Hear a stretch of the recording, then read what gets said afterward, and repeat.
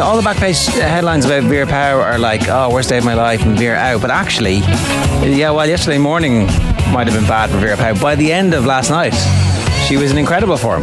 Yeah, she was in great form last night in the Mansion House. Off the Ball had an event there with her and the entire team, and I actually did think she was a little bit emotional at times when she was up on stage with Katie. She definitely hadn't shaken off everything that was there from earlier in the day.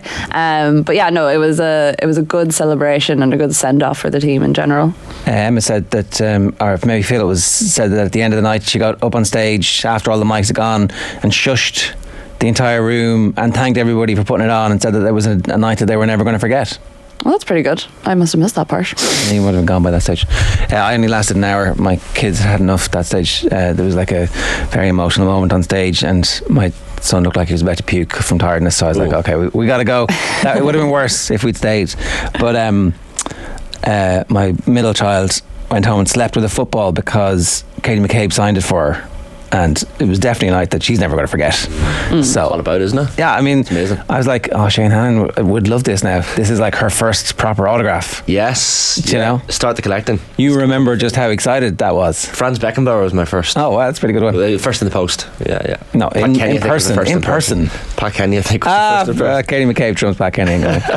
sorry, Pat, but she does. Because I think you were sitting just a row in front of me, Ger. I was sitting with Emma and Phil for most of the night, and like where the kids kind of, because the team were just like a row or two ahead of us again, then were they kind of looking, being like, oh? We arrived, a little bit earlier than everybody else, and Nathan was like, oh, I think they're going to try and get everybody out immediately afterwards, and they're going to be coming in after everybody else, so there's not going to be much chance to get stuff. So we were like, oh, and then once it emerged that we weren't going to be able to last to the end to stick around, where apparently they did stick around anyway and had a great time and did whatever anybody wanted in terms of photographs and signing. I think they were actually...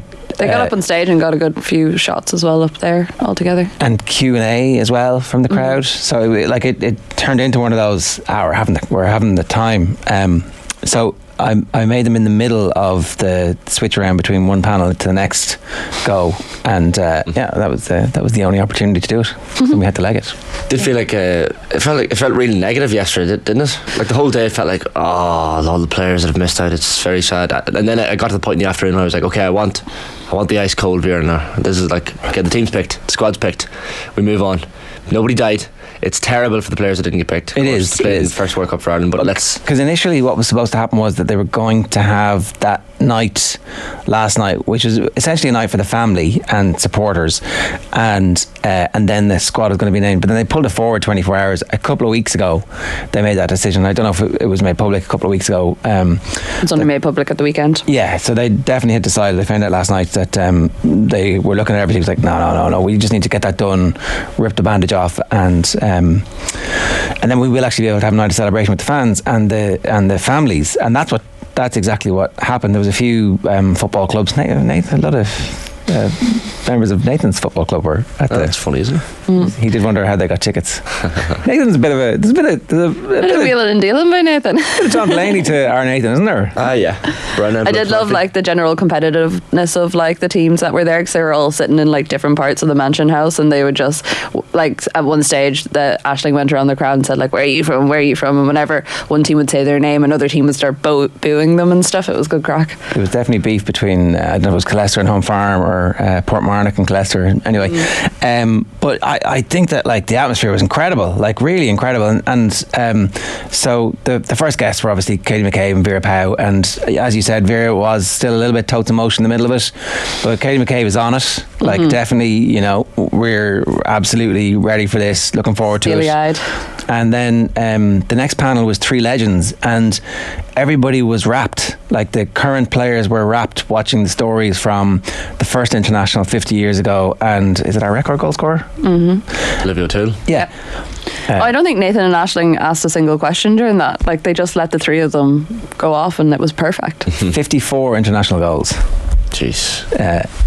What was her line? Official goals. There must be a lot of other goals that are somehow unofficial, and I don't know, it was just a nice way to stitch that whole thing through. And then Amber Barrett and her dad, and it was like and Chloe Mustaki and her fella. Her fella. We had to go by that stage, but Amber's dad is like, one of the great Irish sports dads, it turns out.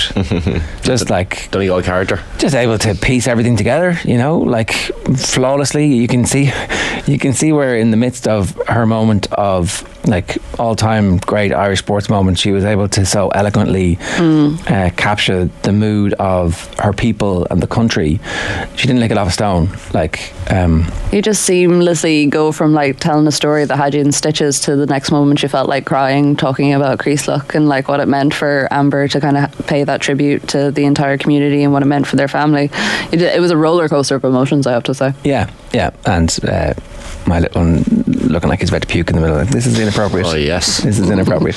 But it was just great, and I can see how they were. And then Gavin James played a few tracks at the end. There was something else in between. Niamh Fahey, Louise Quinn, and Denise O'Sullivan also got up and did a bit of a chat. And then when Gavin James was setting up, they also did a Q&A with the audience. So it was a mixture of the players asking them questions, and then various different people that were just there as fans and supporters asking them questions. I did like at one point there was one of the girls from one of the football teams. It was like, is Katie a bossy captain? And the entire team just erupted in laughter, and Denise was just like, I'll take this one. Yes. That's fair. I think like it's good to hear that Katie had the steely-eyed missile kind of focus last night, and the thing is now it's 3 weeks today until that game against Australia, so you need to use that in a way. Like, it's still a while out, so you gotta, I guess, peak at the right time. But it sounds like the team are starting to get over the fact that a lot of their friends have missed out in the squad and maybe just focus on the tournament. They're used to this. Yeah. Like these are the best footballers in their school, in their club team, and up to the point where they're playing professional football now, and they're used to like leaving people behind to play on teams. So we're all like, oh, isn't it terrible? And it is heartbreaking. And like, you know, there's never been a squad where the people who are just left out going to a tournament are forgotten about in Irish football. Maybe 2016, maybe I'm wrong about this. But generally, like, you become kind of quite famous because it's such a heartbreak for us, particularly the first tournament we've ever gone to.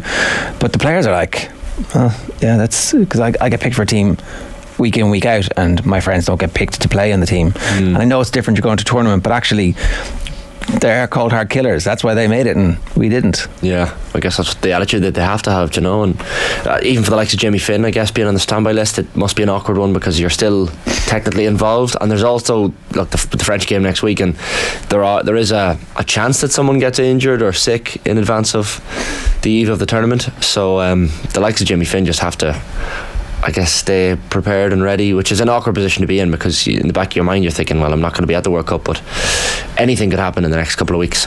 But it's not like we've talked about this since like the night in Hampden Park. Like, someone was always going to miss out. There was always going to be someone probably in that squad who was going to be an absolutely loyal servant to Irish football and who like trooped through the qualifiers, was there for the disappointment of the Euros, was there with the team through and through, and was going to miss out. And for a long time we didn't know who that was, and it's really unfortunate that it is Jamie Finn for her family, and of course the team are upset. But like, this is the thing that I didn't really understand all that much yesterday. Whenever I asked Vera at one stage, you know, did you have a moment to yourself where you got to tell someone like Izzy Atkinson or someone who like was young getting into the squad, no one expected to actually be there, and they're absolutely delighted, and you know the excitement that there is, and like it's our first ever tournament. Like, I had listened to people for about an hour at that stage ask absolutely like dour questions, and I was like, has anyone forgotten that we're actually going to a World Cup and this is really exciting, and it's really great for like especially the likes of Denise O'Sullivan and Katie McCabe, who for so long we were like, will they ever actually get the opportunity to show their talent and their skill at a major tournament? And even that response got a kind of dour answer. And like, Shane, you saw me when I came back from UCD, I was just a bit like, God, I feel like there's nothing to be excited or happy about. And then the event last night kind of flipped that a little bit, which was really nice. Yeah, because it should be a celebration at this point now. Yeah, like, that's it now. Yeah. All that stuff is over. There's a friendly against France, then they get in the plane and away we go. And like, win the World Cup. I mean, you do forget that we're playing. We've got the group of death, Olympic champions, home host nation, who are one of the best teams in the world. Well, as Denise O'Sullivan said last night, I'm dreaming about those games. I can't wait. I feel like that's the attitude we should all bring in. Totally, it totally is. Nathan was like, you know, one of the best things about being Irish is that we get totally carried away. And Vera was like, yeah, ha ha ha, no. We're playing, you know, after we get out of the group, then we have to play England. And then after that, if we beat them, are we scheduled to play the Yanks? Is it? Yeah. I know we only play England if we come second in the group. We'll top the group and avoid them. That's the plan. Okay. Yeah. Fair point. Definitely don't get carried away at all. No. So the squads are in all the papers today. It's worth keeping them if you have kids who are going to start getting on the bandwagon or getting into any interest in the football that's coming up over the next while, because it's going to be wall to wall. So get on board the bandwagon. It's not too late. There's plenty of room for you. It's 7:40 this morning. Here's what's coming up between now. We're going to pick our team for the first game, by the way, in a moment. Kathleen's team. Tyrone is going to talk to us at 8. Alison Miller is going to do the depth chart for the back three at 8:20 for the Rugby World Cup. 1 JD please at 8:45.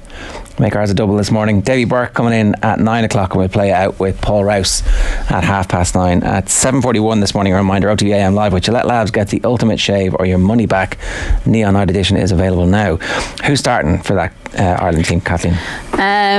So some positions I'm not entirely sure about, but I think it'll obviously be Brosnan in goal. I think McCabe will do left wing back because she'll take on Ellie Carpenter, which is going to be like probably the jewel of the game, in the sense that if Ellie Carpenter can keep Katie McCabe quiet, then that'll be annoying for us. But if not, she could do a little bit of a job. Ellie Carpenter is also a Katie McCabe style player who likes to scramble up the wing and kind of get herself in a forward position. I think Payne will be on the other side. And then in the back, I think it'll be Quinn, Fahey, Connolly. Midfield is the one that I'm a little bit unsure about. So I'm pretty sure, judging by what Vera said tomorrow, if Farrelly is fit and firing, which I think she is. I saw she was walking around last night with something on her wrist. It looked like a kind of support, but I assume that's not stopping her play too much at the moment. O'Sullivan. People are saying that this is a bit controversial, but I do think Shiva might start in midfield. I don't think Vera brings her, upsets the entire group, has the whole Jamie Finn thing for her not to be a starting player. And then Carusa up front. How close is Amber Barrett to a start? This is the thing, I don't know, because I think that if Vera does actually try to play in the way that they did in the US, I think Carusa is probably more suited to that setup, and that Barrett will come on and be able to make an impact, because I think Carusa is more of that player that can melt into the midfield and help with that sort of battle if needed, whereas Amber is probably better as an out-and-out forward. So what was your formation? 5-4-1. Okay, and so the one is Carusa up front. Yeah. Who's your right wing back? Heather Bain. Okay. So who's looking after Sam Kerr? Is Sam Kerr someone you look after with a singular focus, as in a reducer early on? Is that what you're asking? Well, maybe an Overmars job, possibly. Well, see, this is the thing, because I have talked to a couple of Australians about this, and they're like, oh, the Irish are only focused on Sam Kerr, and like that's what we want, and that totally is what they want. They want us to like double mark her, play her out of the game, and then Caitlin Ford will come in and score a screamer of a goal. Like, there are far more talents in that team than just Sam Kerr, and it's really important to silence her and make sure that she doesn't make those runs in behind our defensive line and poaches the goals in the way that she can. But also there's someone like Caitlin Ford for me is a more technical player probably than Sam Kerr, and is able to play the ball in herself a bit more. Sam Kerr tends to not wait for the balls to come into her, but she's dependent on someone delivering her in good balls a lot of the time, and also the frequency of them coming in. So if you look at Sam Kerr's stats, the amount of balls she gets versus the one she actually scores, there's quite a disparity there. So she actually misses quite a lot of shots, but the difference is that she gets a lot of shots off, so that's why she ends up getting a lot of goals. So I think it's going to be a difficult one for us to kind of contain their general forwards. Okay, we'll come back to that a little bit later. Spectre, of course, says need more Mayo versus Dublin chat. We'll do some of that with Davy Burke, the Roscommon manager. He has obviously played both sides in Champo this year, so we will definitely ask him for his thoughts on that. Are people getting excited about this yet, or is it just going to be a cakewalk? Are Mayo ready for this Dublin team yet? I don't think it'll be a cakewalk. The word chaos has been used a lot in the build up to this game. I think it was Lee Keegan and Dermot Connolly were out for media this week, and they were using that word and saying Dublin just need to avoid that chaos. because once it goes to chaos, of course Mayo just lick their lips and enjoy it. I personally think Dublin will win this game, but it certainly will be a close one. Every Mayo fan I've talked to in the last couple of days since the draw was made is absolutely buzzing for this. They're delighted with the draw. They were like, this is a team that we want to play. Are they delighted because it's like a plausible excuse if they lose? I don't feel like Mayo minds work that way though. I think they do. I think they're closer to like Irish football fans going to a World Cup tournament who are like, yeah, we're going to do unreal, and not actually acknowledge the realities of the situation. I don't know. I think most Irish fans going to a World Cup tournament know that we're singing "You'll Never Beat the Irish," ironically. Mayo have a number of things from the Galway game that they have to address, like the kickouts from Colm Reap. Like the kickout retention was horrendous. I know there was a strong wind in Salt Hill, so that has to be taken into account, but Galway's percentages were so much higher.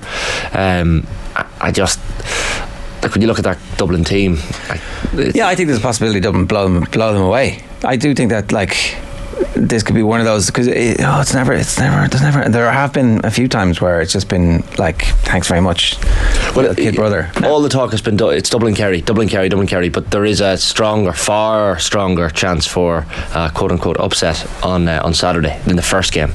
Kerry Tyrone, like, Tyrone are licking their lips for this one. Who's a bigger price? I actually haven't checked. I'd imagine Kerry are marginal favourites. No, as in who's a bigger upset? Like what? Who's a bigger underdog between those two games? Yeah, are Tyrone bigger underdogs than Mayo? I'll look that up for you in a minute.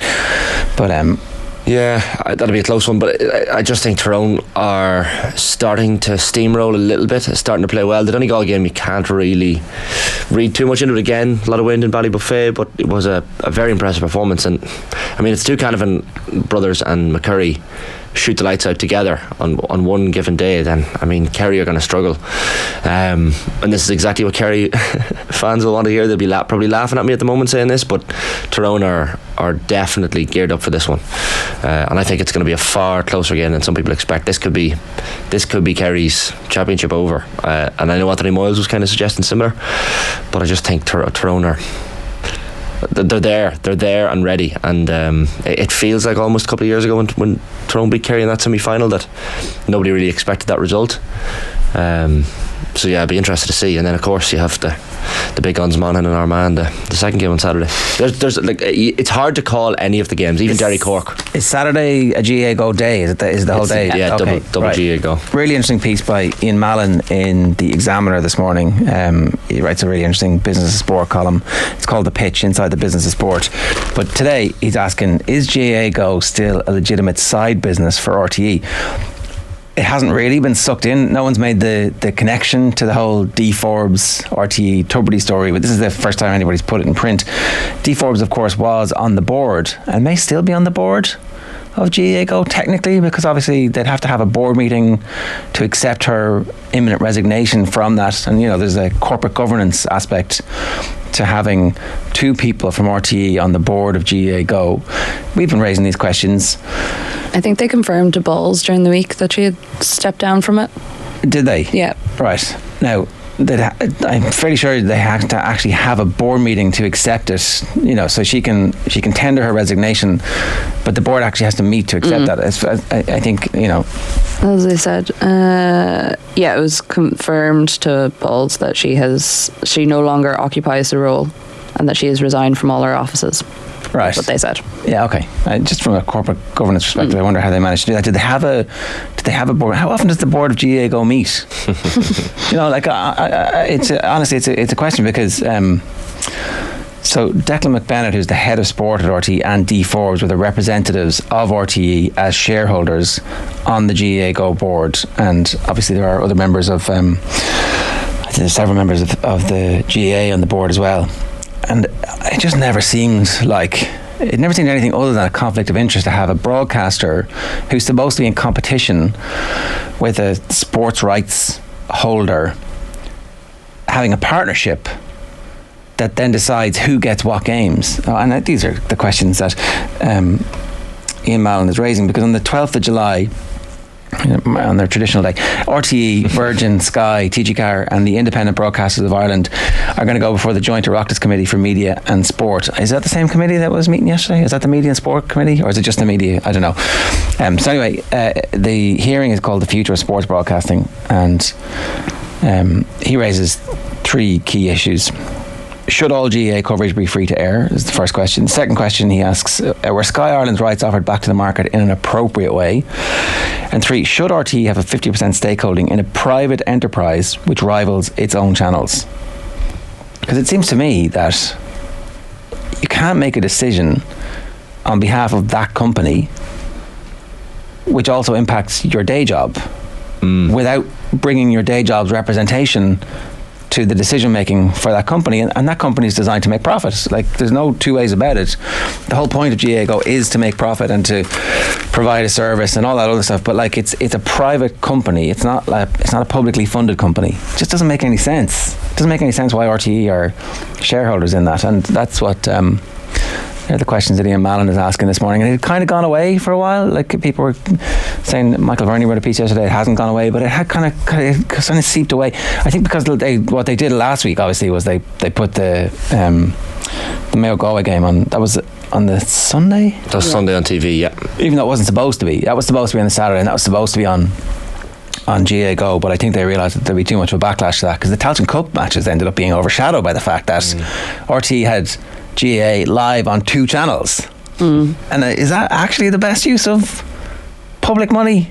Having competing Gaelic football matches on the same time on the only 2 paid for free to air RTE broadcast channels. Is that good use of public money? The throw-in times were the confusing thing for me there. I was like, why are the Tailteann Cup games, what, 2 and 4 maybe? Yeah. And then 3 o'clock for, like, give them different times.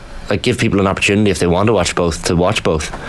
That was strange, because you're kind of flicking back and forth if you're a Downer Leash fan, I guess. We're paying for it all.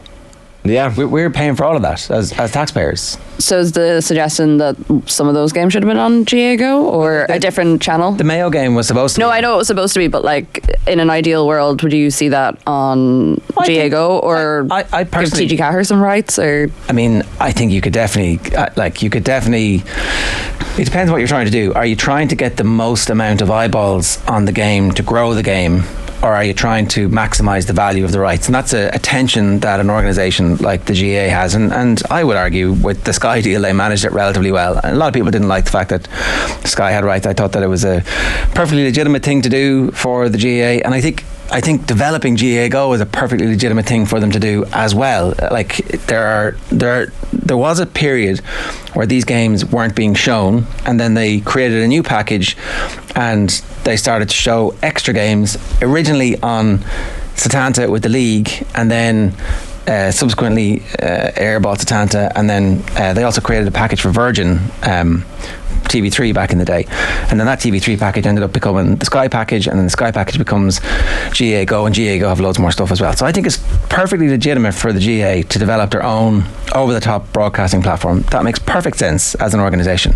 What doesn't make any sense is that the taxpayer, through RTE, is funding that organisation and then competing against it and driving up prices of rights that we then have to pay for as a taxpayer. It just doesn't. It's like, maybe my brain is too small to work this out, and maybe smarter people are like, no, it's perfectly fine for us to be on one side of negotiation and also be on the other. But I can't work that out because I've got a pea brain. This notion that the GAGO controversy is going to go away anytime soon. You mentioned the Michael Verney article, and I guess the reason for that article this week is because we're going to have the greatest footballer of this generation in a massive game between Kerry and Tyrone, by the way, behind a paywall in an All-Ireland quarter-final, which doesn't make, like, maybe you could have picked the two, clearly the 2 biggest games each day are Kerry, Tyrone and Dublin Mayo. Maybe you put 1 game a day on well, this would have been behind a paywall under the previous deal with Sky. Now, the quarterfinals have been behind a paywall for 10 years, or however long the Sky deal was. The only difference with this now is that like you go into most homes, you go into most pubs, if that's where you're watching a game, you go into wherever it is, there's probably a Sky box there already. A lot of places don't have digital TVs that you can actually show GAGO on, and that's the issue. Like I don't think people will be, I think part of the reason why people stopped talking about it as much, I don't think it went away, but I do think people stopped talking about it as much, was because the football almost got to such a fever pitch that became more of a story than the GAGO side of things. But I'd love to know what the discussions were within like RT and the different stakeholders in GAGO when they were deciding the whole thing. Like, did they sit down and just think people aren't going to notice that we have a vested interest in this thing and they're not going to care and we're just going to go ahead? Or did they anticipate this sort of backlash? Or because the thing is, like, most people aren't actually even all that annoyed about the GA RT split interest in it. Like, people are just annoyed about the fact that they feel like they can't access it. I think it's more like a focus of the media, like where is this all coming from? Why do RT have such an investment in it? And I think for the average person, it's more like, oh well, now I have to like get a TV that can hook up to GAGO or whatever it is. That's the question. That it's the access. Like, there was a debate on even my local radio station at home, Northern Sound, yesterday, where they're talking like people of a certain vintage are saying, like, you know, from Monaghan and from Armagh, who just can't watch the match. They can't get to Dublin and they can't work out how to watch the game.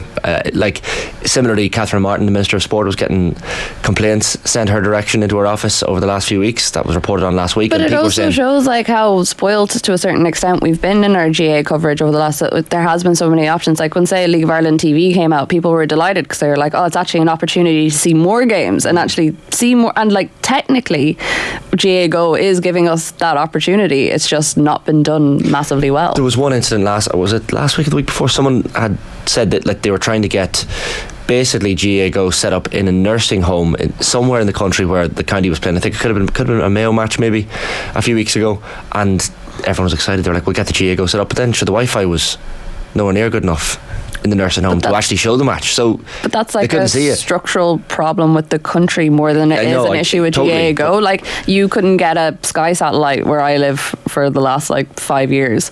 Yeah, but it brings up another discussion completely, you know. But but that's the thing. It's like narrowing down into the actual issue of like that sort of stuff isn't a GAGO problem. That's a problem that our government hasn't put in the right infrastructures in rural Ireland to make these things accessible, to make it. And like, it did improve a little bit over COVID because more people were like, oh, I'm going to move out of Dublin and go to the west of Ireland and live there. Oh, there's no Wi-Fi. We should improve that or whatever. Like, it has made incremental changes, but that's not a fault of GAGO when you're having these conversations. Like, it'd be one thing if the product itself wasn't working, but that's a product of something else. The Carpet Man says people paying hundreds a year for Sky, etc., yet moan about a few quid GAGO. Go to the game then if you want to see it. I mean, the whole point, I think, is that you can't go to every game because, you know, you have exterior lives, and also lots of people can't travel for whatever reason. You mentioned nursing homes there. You know, but you do have to try and make this available to the most amount of people possible. The software is getting better, and our internet coverage is getting better. Like, there is now 4G/5G everywhere, so you can get it to your phone and you can cast it, but it does take steps. That's the thing. Like somebody else was saying, if you want to watch Sky, you can pick up your remote control. It's far more difficult to set up GAGO on your TV. It's Edward Freeman. Sorry, Ger, but you've advocated for this change in championship structure. The condensed nature of this new structure results in games clashing, says Michael. No, Michael, they literally moved the Mayo Galway game from the Saturday to the Sunday so they could give it to free to air RTE. That's what happened.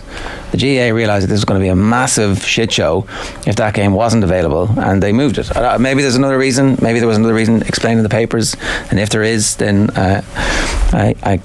we will correct the record on that on tomorrow's show. But you know, there was that game could easily have been played on the Saturday.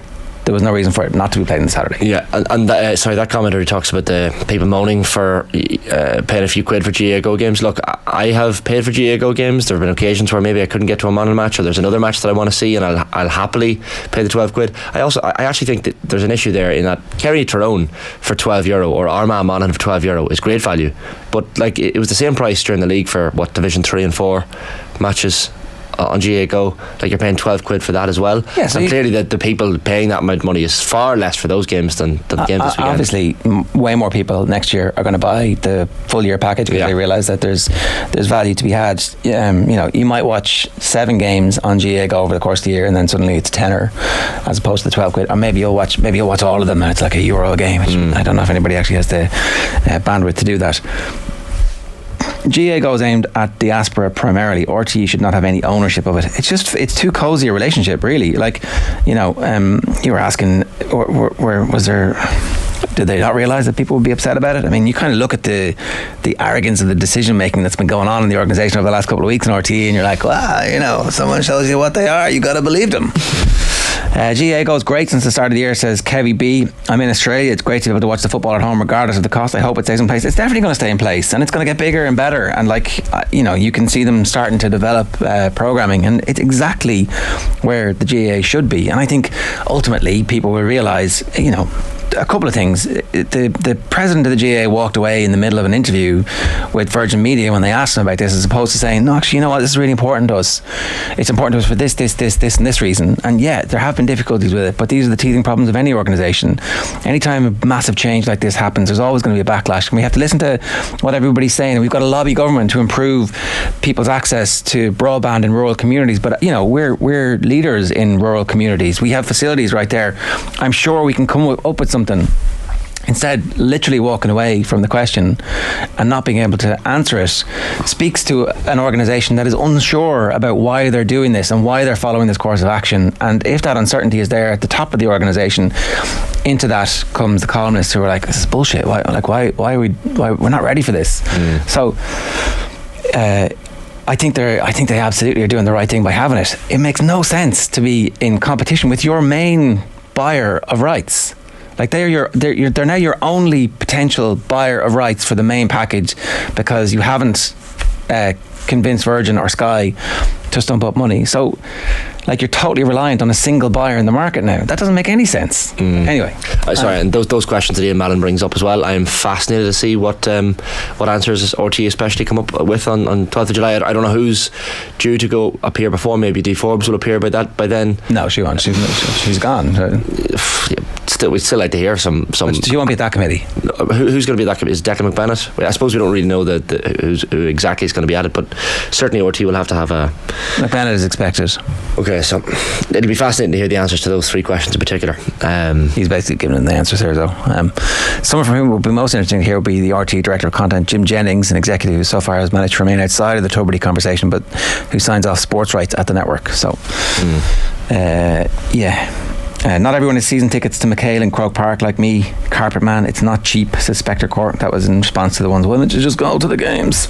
GA clubs can show games for their members who struggle to view. It's pretty simple, says Michael. That would certainly be a big solution, I'd say many GA clubs are showing games, are they?